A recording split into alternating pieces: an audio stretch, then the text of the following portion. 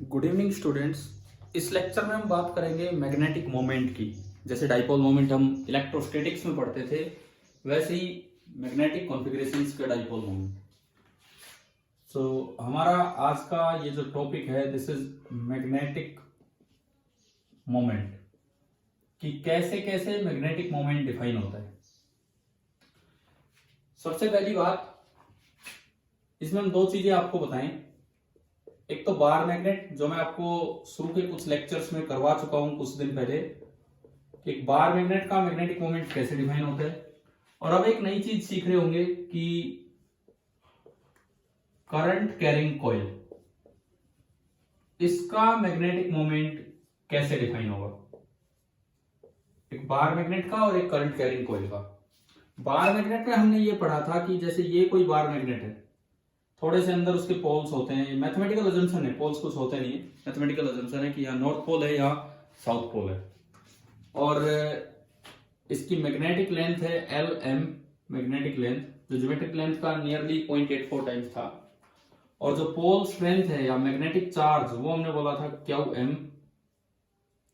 तो एक dipole moment, magnetic moment define होता है जिसकी डायरेक्शन होती है from south pole to north pole. अब ये जो मैग्नेटिक मोमेंट है, आप इसे P से भी डिनोट कर सकते हैं, PM, P electric dipole moment था, PM मैग्नेटिक डाइपोल, या फिर आप इसे M से भी रिप्रेजेंट कर सकते हैं, M वेक्टर। अब इसमें दो चीजें हैं, एक तो मैग्नीट्यूड और एक डायरेक्शन।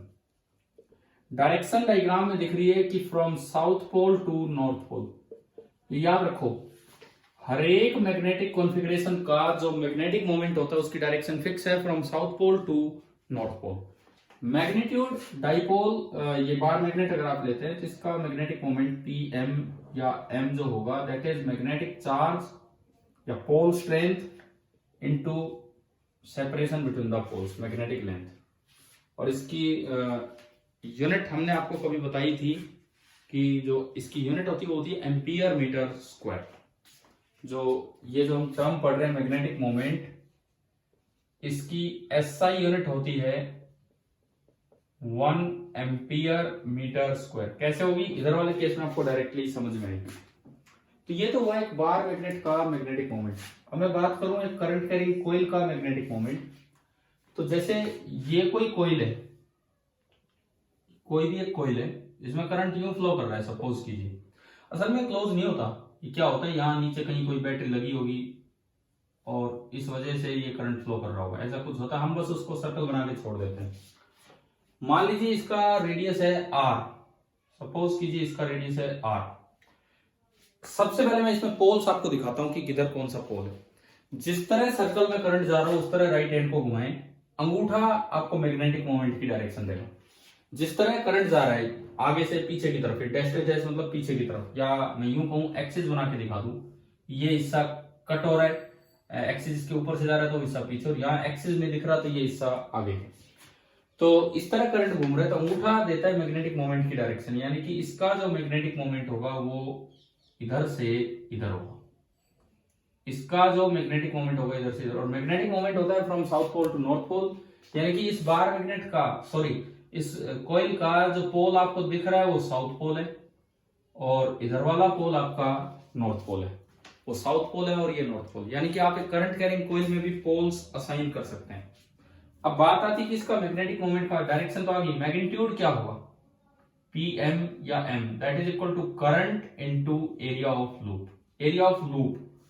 तो यहां पे जो मैग्नेटिक मोमेंट आया that is I into pi R square. एक चीज का और ध्यान रखना, if there are n number of turns,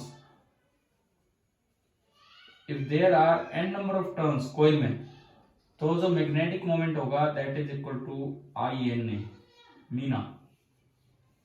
Meena बन गया, मीना मतलब M बराबर INA, या जो I इंटू ए था उसको M से मल्टीप्लाई कर देना है, नंबर ऑफ टर्न से हर एक को मल्टीप्लाई कर देना, तो वो आपका आ गया net magnetic moment. Magnetic moment एक वेक्टर क्वांटिटी है, इसकी ऐसा यूनिट यहां से दिख रही है आपको, एरिया की यूनिट एम्पियर, सॉरी करंट की यूनिट एम्पियर और एरिया की यूनिट मीटर स्क्वायर। तो आपके मैग्नेटिक मोमेंट की यूनिट आई एम्पियर मीटर स्क्वायर। अब इसका फायदा देखो, ये जो मैग्नेटिक मोमेंट आपने पढ़ा इसका फायदा क्या है कि करंट कैरिंग कोयल भी बिल्कुल डाइपोल की तरह काम करेगी। डाइपोल वाले फॉर्मूले इसके लिए भी वैलिड होंगे। B due to current carrying coil, ये दिखाता हूं मैं आपको। अगर मान लो पॉइंट काफी दूर है, अब ये एक बड़ा बेनिफिट होगा इस चीज का। सपोज कीजिए करंट ऐसे आ रहा है, आर इसका रेडियस है सर्कुलर कॉइल का, एन इसमें नंबर ऑफ टर्न्स है। पहली बात, इसका जो मैग्नेटिक मोमेंट होगा that is N into I into area pi R square, ये इसका मैग्नेटिक मोमेंट हुआ। उसकी डायरेक्शन जिस तरह करंट दिखाया आगे की तरफ, तो ये एक बार मैग्नेट की तरह ही बन गया, एक डाइपोल की तरह बन गया, ये एक डाइपोल की तरह बन गया, और ये उसके मैग्नेटिक मोमेंट की डायरेक्शन है। अब अगर मान लो बहुत दूर कोई एक्सिस पे पॉइंट है, बहुत दूर एक्सिस पे पॉइंट है, यहां से स्मॉल आर डिस्टेंस दूर, एंड हम ये मान के चल रहे हैं कि small R is very much greater than capital R, तो यहां जो फील्ड होगा डाइपोल की डायरेक्शन में होगा, एंड बी यहां होगा 2 टाइम्स म्यू नॉट अपॉन 4 पाई, जो हमने डाइपोल के फॉर्मूले पढ़े थे, m बाई आर क्यूब। और m क्या होगा, m ये रहा। क्वेश्चन में ऐसा भी हो सकता है m डायरेक्ट दिया हो, या क्वेश्चन में m आपको कैलकुलेट भी करना पड़ सकता है। एक बड़ा फायदा एक्सिस के अलावा इक्वेटोरियल पे आता है इसका। मान लो अब कोयल के आप फॉर्मूले याद कर दिए, हमने आपको कोयल के फॉर्मूले पढ़ाए थे, सेंटर पे पढ़ाया, एक्सिस पे पढ़ाया, लेकिन इक्वेटोरियल पे तो नहीं पढ़ाया। अब देखो आप, अगर आप स्मॉल आर डिस्टेंस दूर इक्वेटोरियल पे आते हो, ये कोयल है, बार मैग्नेट नहीं है, लेकिन ये बिहेव मैग्नेट की तरह कर रही है, और आर बड़ा है, तो हम जानते हैं कि बी इक्वेटोरियल पे अपोजिट डायरेक्शन में होता है, और जो बी होगा 2 हट जाएगा। जो हमारे डाइपोल वाले लेक्चर्स थे उनसे आपको याद होना चाहिए, mu naught upon 4 pi m by R cube. So magnetic moment जैसी चीज आपने पढ़ी, और मैग्नेटिक डाइपोल मोमेंट की वजह से फील्ड निकालना थोड़ा आसान हो जाता है कोयल का।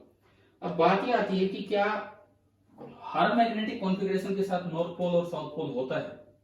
Must every magnetic configuration have a north pole and a south pole? ये मेरा एक सवाल है यहाँ कि भाई हमने खाली मैग्नेटिक थोड़ी पढ़ा है, करंट कैरिंग कॉइल पढ़ी उसमें बना दिया, सोलेनोइड पढ़ दिया, टोरॉइड पढ़ दिया, स्ट्रेट वायर का फील्ड पढ़ा। तो एक सवाल ये आता है यहाँ पे कि मस्ट एवरी मैग्नेटिक कॉन्फ़िगरेशन,